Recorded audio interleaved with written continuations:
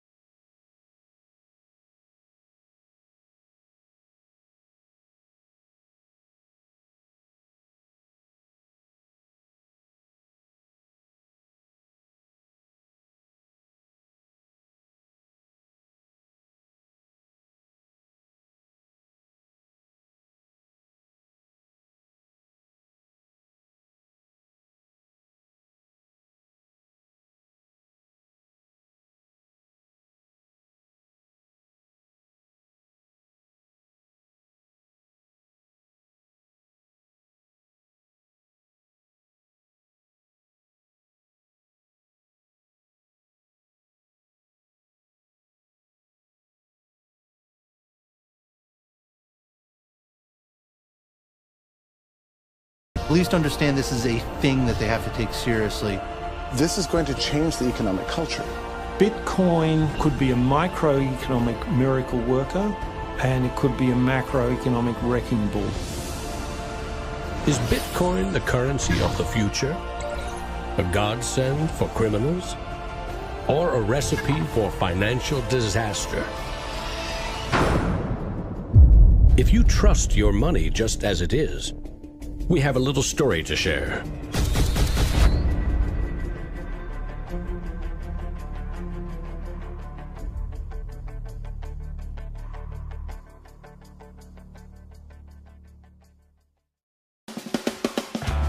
Once upon a time, there was a big party with everyone standing around the punch bowl, drunk. Politicians credited the strong economy to their wise decisions. Businesses jumped into new profitable markets, ignoring risk. In fact, the experts said there was no risk. Then, troubling market data from minor countries spooked the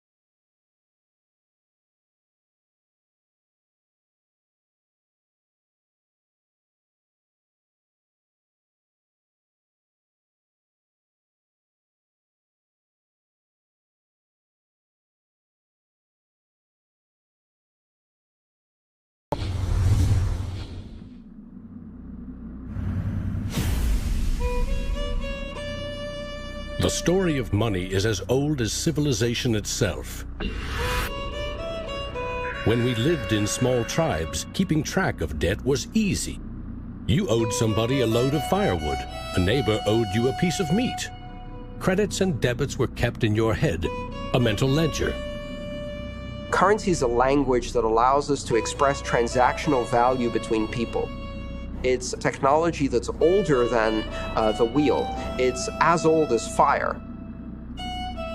When humans wanted to trade outside their tribe or village, they needed something everyone could agree had value, something scalable. Enter commodity monies. There were many kinds, but each had to embody the same 5 characteristics. A commodity money is relatively scarce, easily recognizable, can be cut into smaller pieces.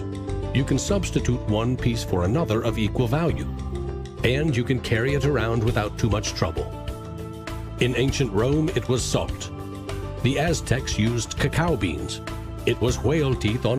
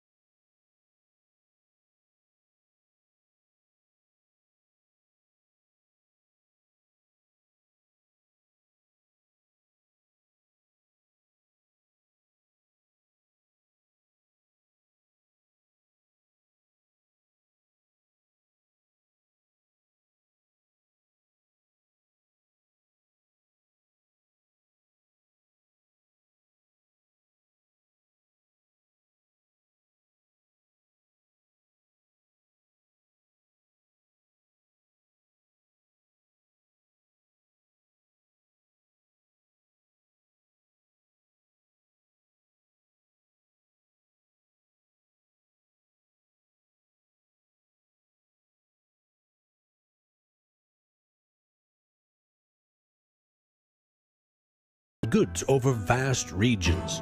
The market economy was born. Coins worked, but only if people trusted that the king or emperor who issued them wasn't cheating on the metal content. Using coins also meant that an authority now controlled the supply of your currency. Money and political power were inextricably linked, centralized. Minting coins in a steady and predictable manner allowed economic growth and stability. The wushu coin in China retained its value for 500 years. In Constantinople, the solidus lasted for 700 years. But in those times, the coins didn't have the milled, this sort of milled edge.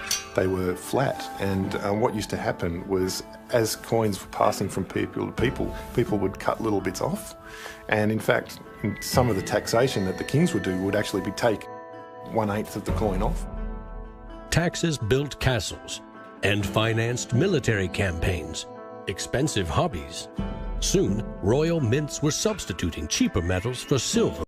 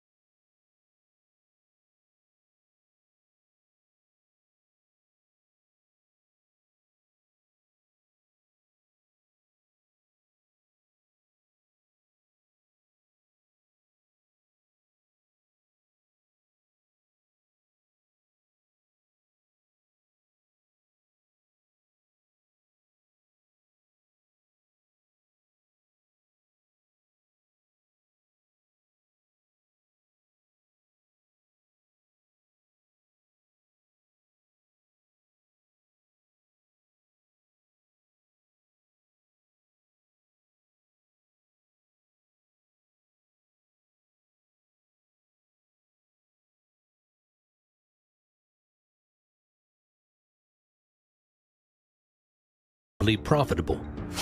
Goldsmiths wanted in on the action. Imagine it like this: if the goldsmith had seen over a period of time that some of the coins he was storing for people were gathering dust, the people who owned them don't need them right now. So what if I go and lend them out into the community and I charge them interest on this loan? So he starts out lending some of these gold coins, and then later he realizes actually people don't even want the gold coins, they just want the piece of paper that says the gold coins are in the bank and with the goldsmith. So I can now make a loan with these pieces of paper, and whatever I write on a piece of paper, as long as people trust me, they'll trust the paper. And effectively the goldsmiths and the early day bankers, they had literally acquired the power to print money. More and more private paper money from merchants and banks circulated and began to rival the crown's coins. The power inherent in controlling and issuing money began slipping away from the rulers. They couldn't tax or debase this new kind of money, but they had bigger ambitions than ever with trading posts, colonies, and empires that now stretched across the globe. For centuries, European countries would take turns building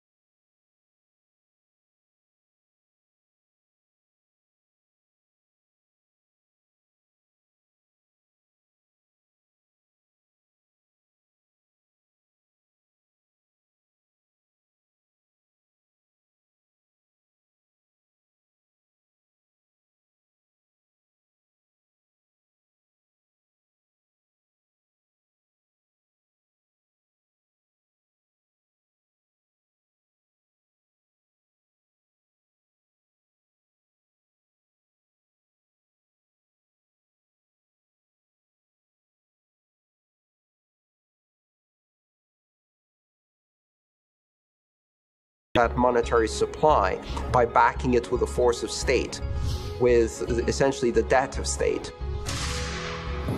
When the U.S. won independence from Britain, the first article of the new Constitution gave Congress the exclusive right to coin money.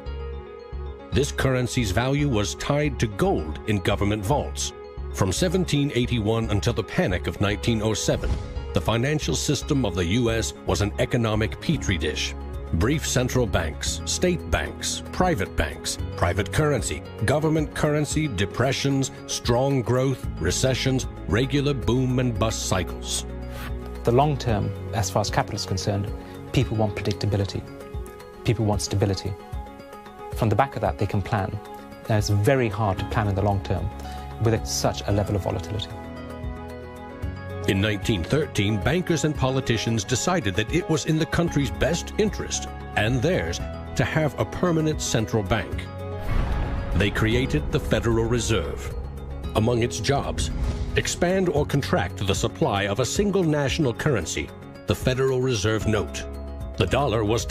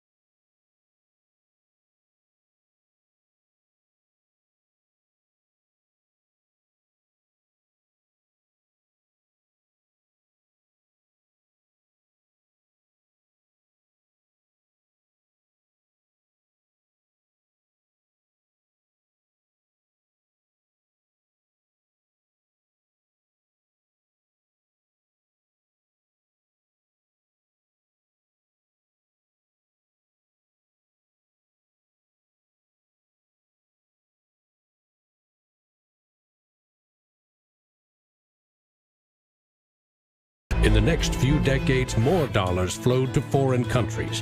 Governments began debasing their coins with cheaper metals and printing more of their own currency than they had in gold. The bond between precious metals and paper currency was cracking.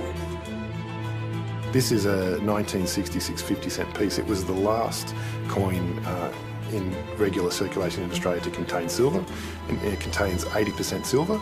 So in 1966, this was 50 cents. Nowadays, it's $8 roughly in silver alone. By 1966, foreign nations had had enough of the U.S. collecting gold and printing cash. And they had more value in dollars than the U.S. had bullion in its vaults. They demanded gold in return for their paper dollars. Arguments about the value of the dollar versus their currency ensued. In 1971, President Nixon settled the matter. He severed United States currency from the gold standard. I have directed Secretary Connally to suspend temporarily the convertibility of the dollar into gold or other.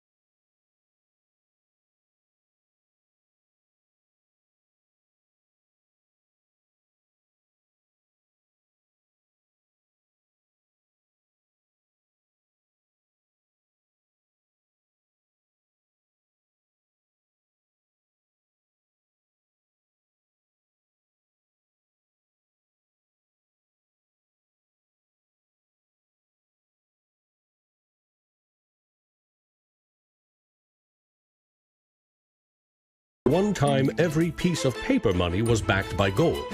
Remember, for every $20 bill, there was $20 worth of gold in a government vault. Not anymore. Today, governments create currency by first creating bonds or treasury bills. These bonds are sold in the market, generating funds for the government that issued them. Large banks buy U.S. bonds to flip them, selling them to the Federal Reserve at a profit. This is the magic money machine. You see, the Fed is America's central bank, but it doesn't have any money. No cash on its balance sheets. When a bank buys a bond and takes it to the Federal Reserve, the Fed simply says, "Thank you, Mr. Banker. Here's the principal and some profit." New money isn't exchanged. It simply appears on the bank's accounts. Magic. For 100 years and counting, the precise mechanisms of these bond purchases have remained a secret. Here's where it gets really interesting. The Federal Reserve is not a government agency. It's a private entity, and its shareholders are banks which earn a dividend, as much as $80 billion per year total.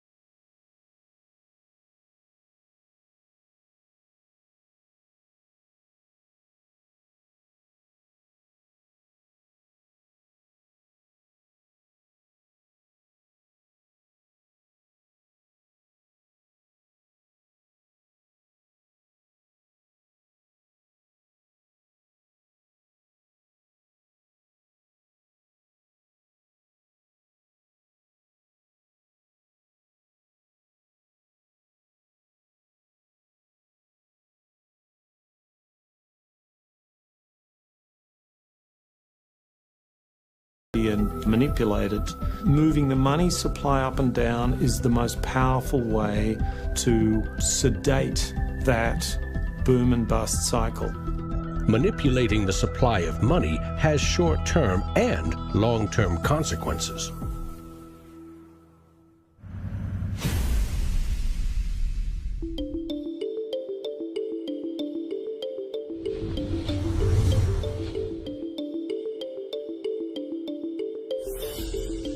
Central banks aim to create new money carefully, strategically, and very, very slowly. Releasing more money into the economy causes prices to rise, ideally by 2% every year. That's supposed to foster economic growth.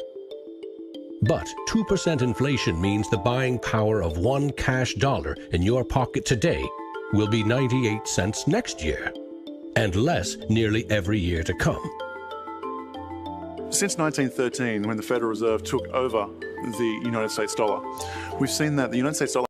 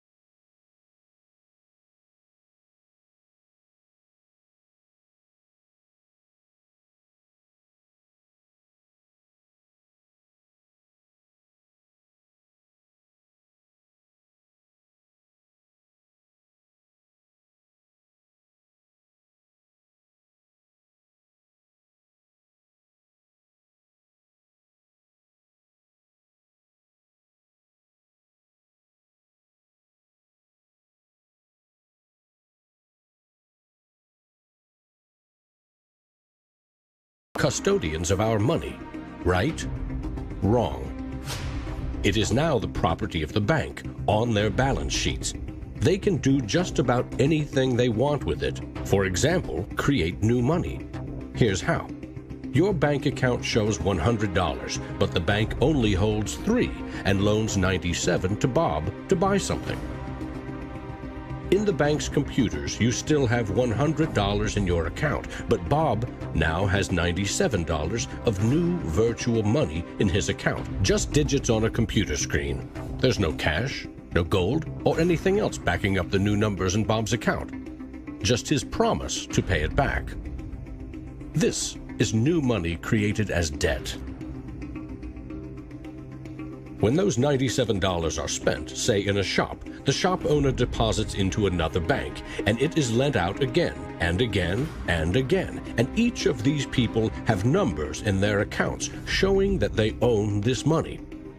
So your original $100 has multiplied. Now there are over $3,300 in the system.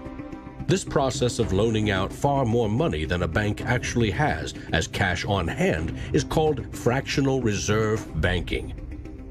In the UK, 97% of the money that exists is just numbers in a computer system, and those numbers are created by the banks. Banks earn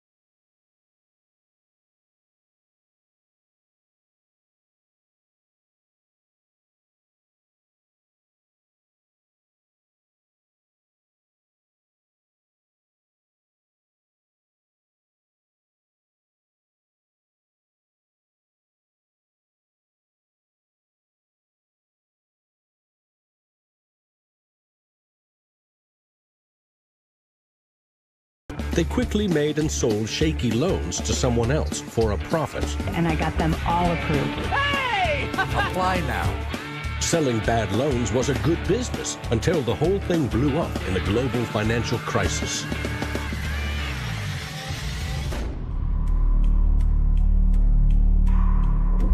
The magic money machine destroyed 30 million real jobs. The United States alone lost $16 trillion in household wealth, and the banks foreclosed on more than 1 million homes.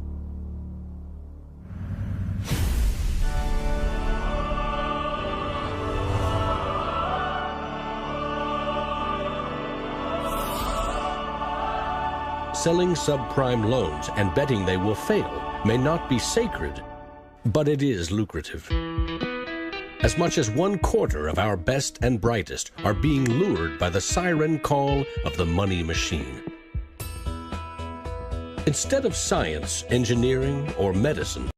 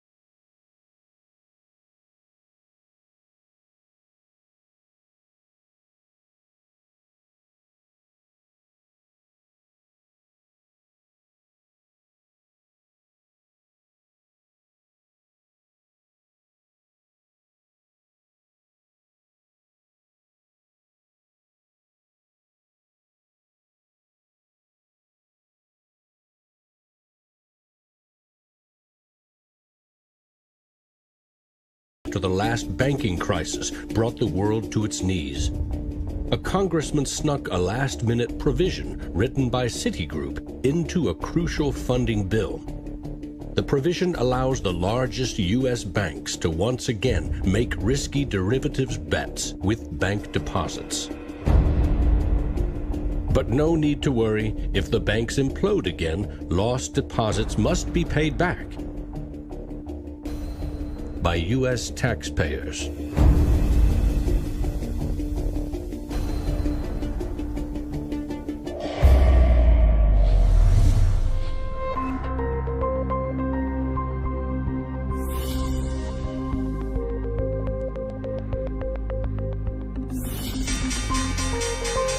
Today's financial innovators package assets in ever more complex ways.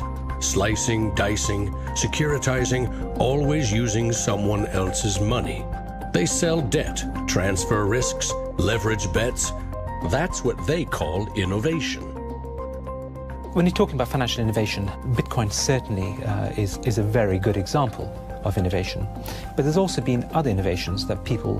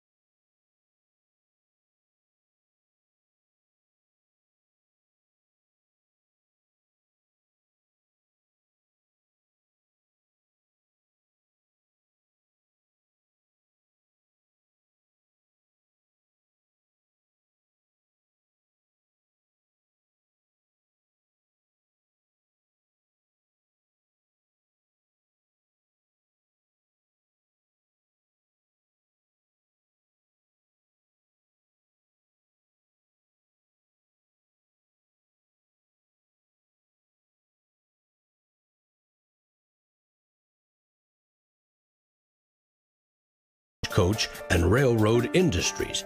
These self-propelled vehicles, or road trains, would certainly scare horses, injure people, and damage roads. Cars, the railroad barons said, were just too dangerous. And to protect us, they used their power to pass a law in 1865. It required every automobile in England to observe a 4-mile-per-hour speed limit and to be operated by a crew of 3, a driver, an engineer, and a flagman. This heroic flagman walked in front of the car to warn fellow citizens of the coming danger. The railroad tycoons, the lawmakers, the self-appointed gatekeepers used regulation to stifle innovation.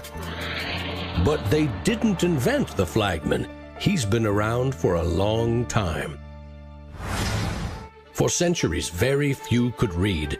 Books were copied by hand. The people in control, political and religious leaders, wanted to keep it that way, and they greeted Johann Gutenberg's printing press with licensing laws, publishing bans, taxes. In some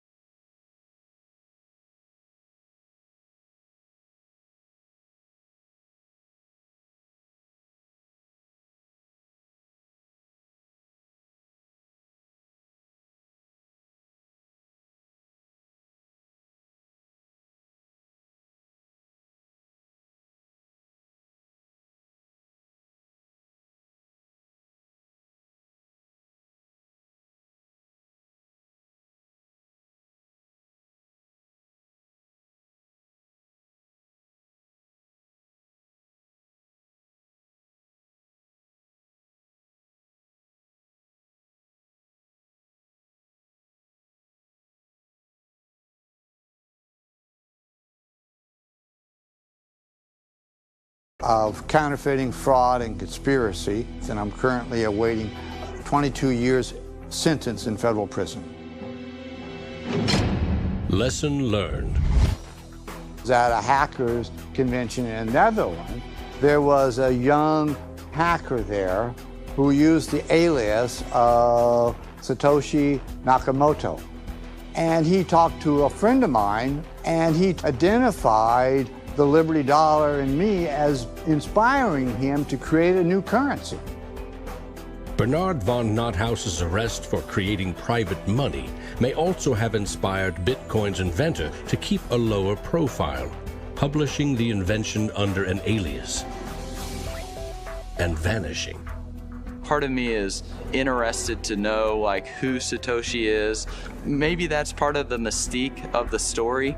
It's completely irrelevant to the functioning of Bitcoin because we have the code to read, but it would be kind of fun to know. Who is Archimedes? Who is Euclid? We don't know. We don't know if Euclid was one person or multiple people. And you know what? It doesn't matter. Euclidean geometry works whether I know who Euclid was or not, whether Euclid was a moral and good person or whether he was a corrupt plutocrat and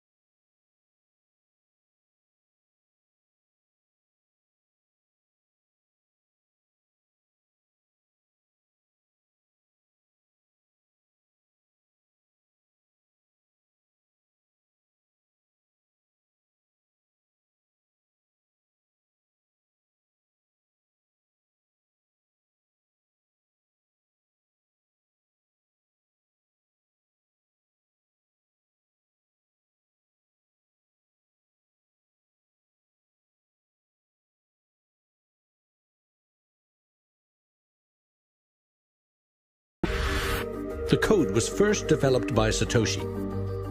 Then there were dozens, now hundreds, of programmers constantly collaborating to improve Bitcoin's features and security. So what makes Bitcoin a breakthrough? It tackles an ancient human dilemma and solves a computer science problem. Any shared information or data can be flawed, corrupted. Anything can be faked. How do we know that what we're receiving can be trusted? In our traditional mindset, it's very important to know who is behind this currency because their reputation is significant in knowing that our funds and the true wealth is actually safe. In finance, we rely on trusted third parties like banks, credit card companies, remittance services. They keep track of money as it moves from one account to another, and they charge us handsomely for it. We trust that their digital ledgers of credits and debits balance. A financial system that cuts out these middlemen could be faster, cheaper, and more secure. But Bitcoin is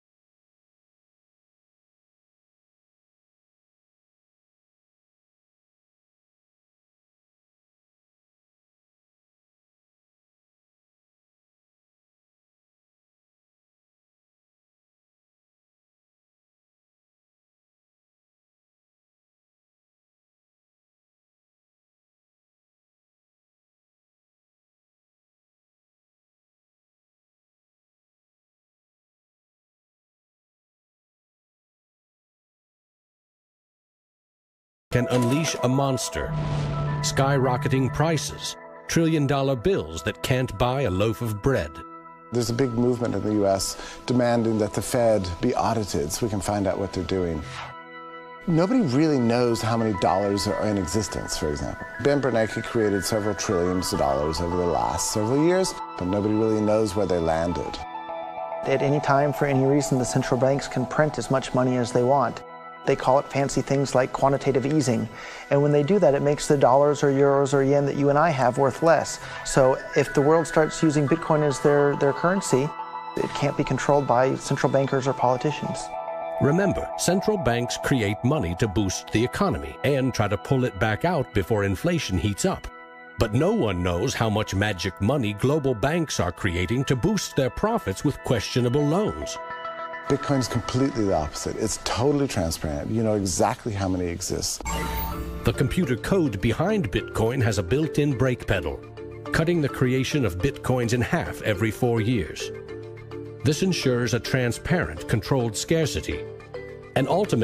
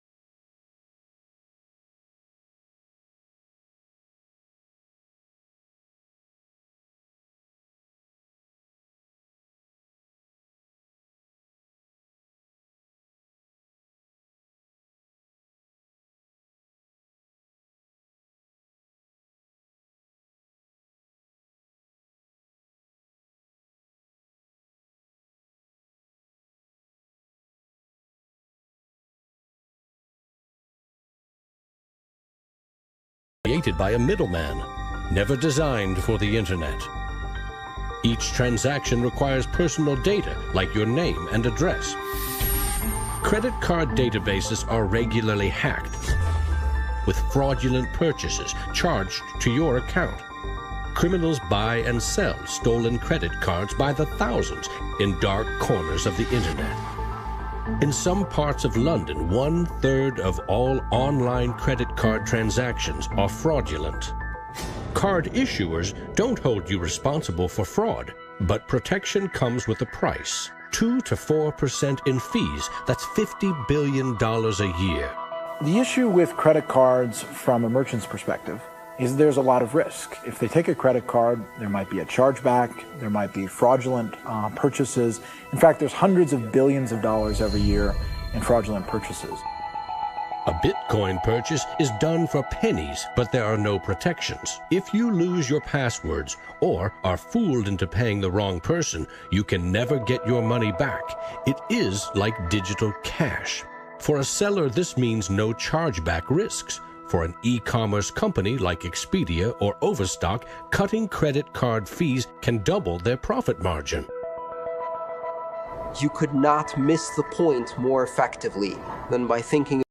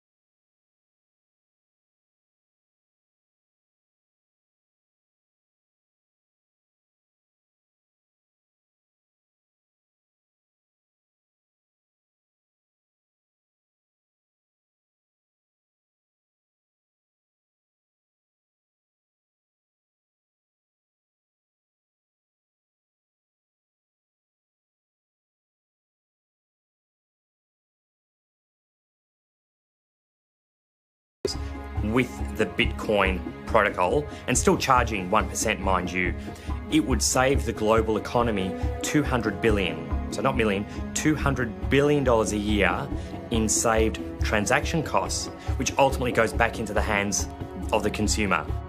An international wire transfer can take up to 4 days.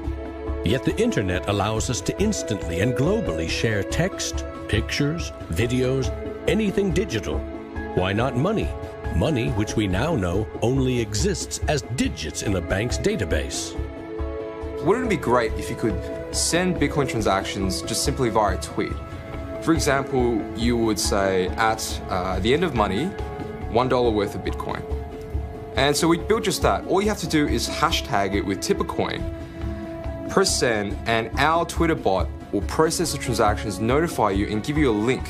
And this will allow you to either withdraw your Bitcoins or send it to someone else. With Bitcoin, you can send $1 or $1 million worth of value anywhere in the world.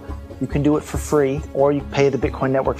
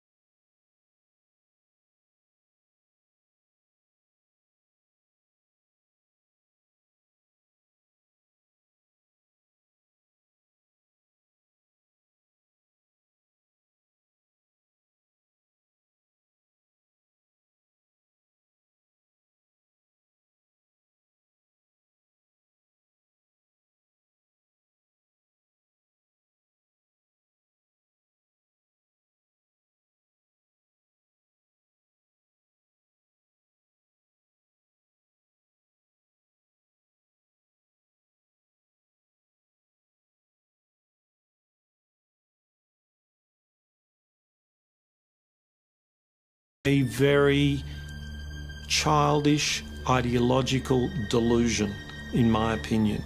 But that is not to say that Bitcoin isn't an exciting thing. It's a terrifically exciting thing. But we have to try and engage with it with working minds, not with magical thinking. People are suggesting that it's going to be another world currency, rivaling the dollar or the euro or the yen.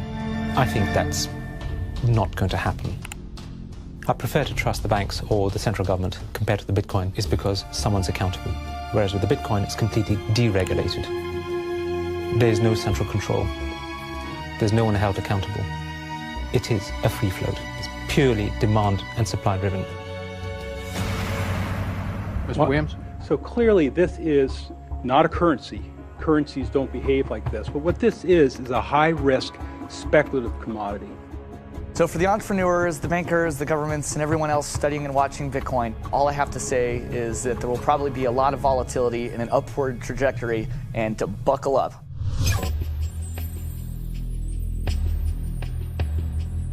Criminals, scam artists, bad actors are drawn to any kind of money like a moth to a flame. Silk Road was a marketplace that was online. It existed in the underground web. Now, this marketplace allowed people to sell things that were illegal to governments. Fake IDs.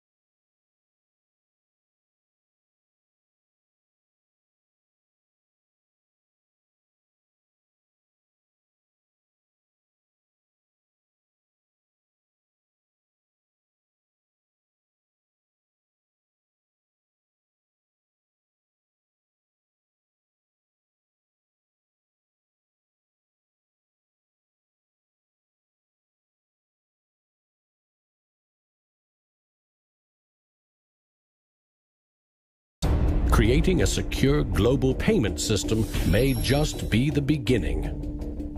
Patents, contracts, land titles, proof of ownership can be baked into Bitcoin, securely held in the public ledger. I read up more about Bitcoin, I played with the source code, I built some things that I realized this is actually a very, very powerful protocol. It's not just a currency, but it's actually programmable money. The digital age has fundamentally changed the world. We have embraced digitized music, film, medical records, communications, the internet. The free exchange of information and currency can fuel revolutions, help in a disaster. But our money is shackled to the 20th century, manipulated by governments and banks. The champions of Bitcoin ask us to imagine payments without a middleman, investments without a broker, loans without a bank, insurance without an underwriter, charity without a trustee, escrow without an agent,